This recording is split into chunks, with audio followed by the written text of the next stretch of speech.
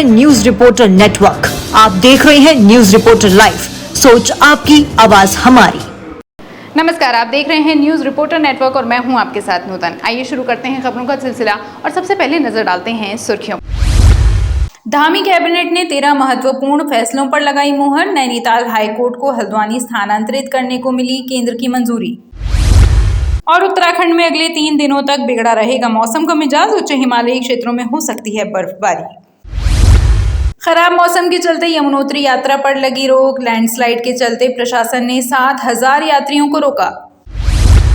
BJP के महाजनसंपर्क अभियान को लेकर प्रदेश अध्यक्ष ने कहा, प्रधानमंत्री मोदी के 9 साल के कार्यों को घर घर तक पहुंचाया जाएगा। और आइए विस्तार से नजर डालते हैं खबरों पर।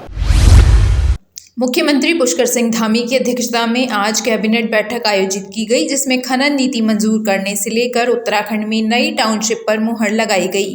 धामी सरकार की कैबिनेट ने उत्तराखंड में नई खनन नीति को मंजूर कर दिया है। इसके तहत अब उत्तराखंड में 25 साल तक के लिए पट्टे मिल सकेंगे। साथ ही अवैध खनन पर सरकार की ओर से जुर्माना भी घटाया गया है। पहले ये 5 गुना हुआ करता था, अब इसे 2 गुना कर दिया गया है। सरकार ने फैसला लिया है कि चकराता में नई टाउनशिप विकसित होगी। इसके साथ ही पुरोडी नागथात मार्ग के 40 गांव एमडीडीए में शामिल होंगे।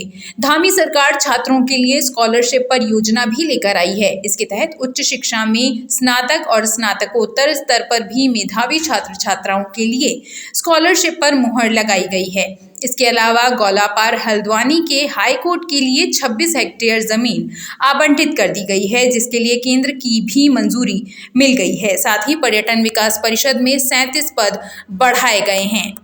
मोदी सरकार के 9 साल के कार्यकाल पूरे होने के अवसर पर भाजपा पूरे भारत में 30 मई से 30 जून तक महासंपर्क अभियान चला रही है। महाजनसंपर्क अभियान को लेकर उत्तराखंड बीजेपी ने भी कमर कस ली है। भाजपा प्रदेश अध्यक्ष महेंद्र भट्ट ने कहा कि प्रधानमंत्री मोदी के 9 साल के कार्यों को समाज के हर वर्ग तक पहुंचाने का काम महाजनसंपर्क अभियान के तहत होगा। इस कार्यक्रम के तहत उत्तराखंड में गुजरात के पूर्व मुख्यमंत्री नितिन पटेल, उत्तराखंड की सह प्रभारी रेखा वर्मा और रक्षा राज्य मंत्री अजय भट्ट प्रदेश में 7 जगहों पर मीडिया से संवाद करेंगे। उत्तराखंड के मुख्यमंत्री समेत बीजेपी के वरिष्ठ नेता प्रदेश में विशिष्ट नागरिक, प्रबुद्धजनों, श्रमिकों, शहीदों के परिजनों, खिलाड़ियों और लोक कलाकारों से मिलकर सरकार के कार्यों से अवगत कराएंगे। इसी क्रम में उत्तराखंड में 20 जून से 30 जून तक घर घर जाकर भाजपा कार्यकर्ता प्रधानमंत्री मोदी के लिए आशीर्वाद मांगेंगे।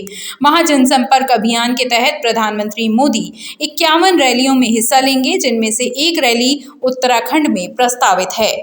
स्वास्थ्य मंत्री डॉक्टर धन सिंह रावत ने कहा है कि प्रदेश में जल्द ही राष्ट्रीय स्वास्थ्य मिशन NHM में 883 कर्मियों की नियुक्ति होगी। इसके लिए अफसरों को निर्देश भी दे दिए गए हैं। साथ ही विभाग में मृतक आश्रितों को जल्द नियुक्ति व प्रमोशन के खाली पद भी जल्द भरने को कहा गया है। डॉक्टर धन सिंह रावत ने विशेषज्ञ डॉक्टरों की कमी को दूर करने के लिए उनकी रिटायरमेंट की उम्र 65 वर्ष करने का प्रस्ताव कैबिनेट में रखने का विभागीय अधिकारियों को निर्देश दिए। स्वास्थ्य महानिदेशालय में विभागीय अफसरों की बैठक ली। श्री रावत ने डॉक्टर, प्रशासनिक, तकनीकी, पैरामेडिकल संवर्ग के खाली पद जल्द प्रमोशन के जरिए भरने और मृतक आश्रितों को जल्द नियुक्ति देने के भी निर्देश दिए। उन्होंने अधिकारियों से कहा कि इन मामलों में बिना किसी देरी के तेजी से काम शुरू किया जाए। प्रदेश के कई जिलों में बारिश का सिलसिला जारी है। पिथौरागढ़ के लिपुलेख तवाघाट सड़क के पास भूस्खलन होने से यहां आवाजाही ठप हो गई है।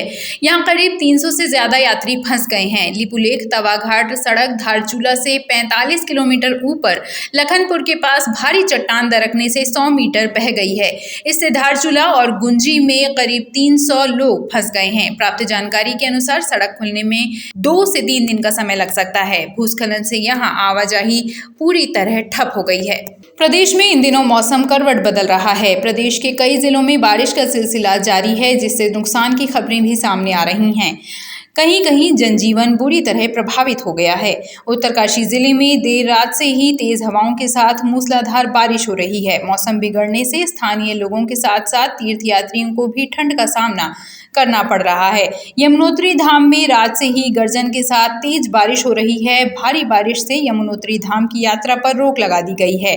यात्रियों को सुरक्षित स्थान पर रोका गया है। लगभग 7,000 से अधिक यात्रियों को तीर्थ स्थान पर रुकवाया गया है।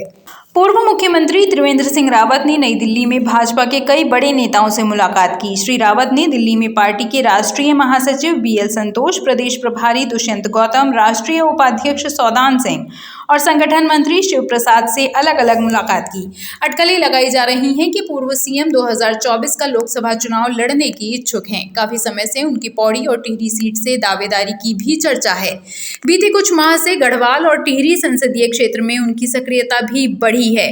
पार्टी का शीर्ष नेतृत्व भी पूर्व में उन्हें उचित सम्मान देने का आश्वासन दे चुका है।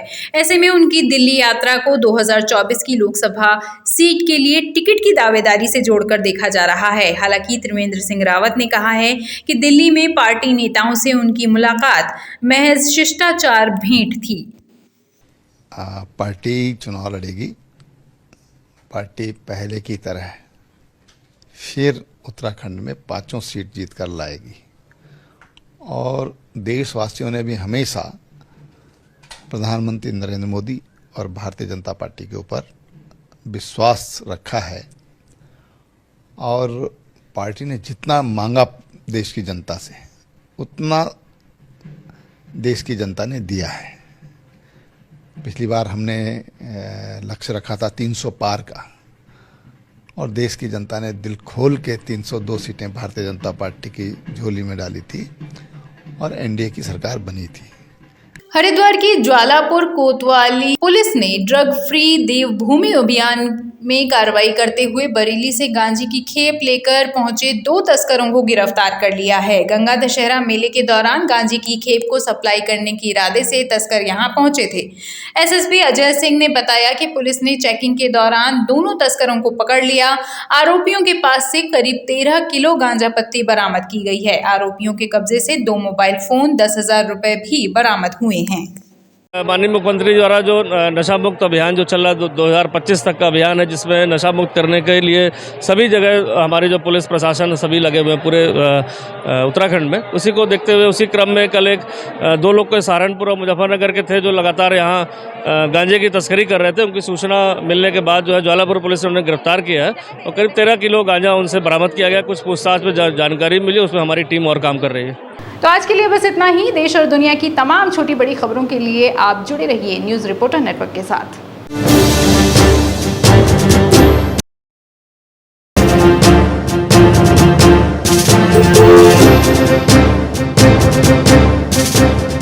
ये है न्यूज़ रिपोर्टर नेटवर्क। आप देख रहे हैं न्यूज़ रिपोर्टर लाइव। सोच आपकी, आवाज हमारी।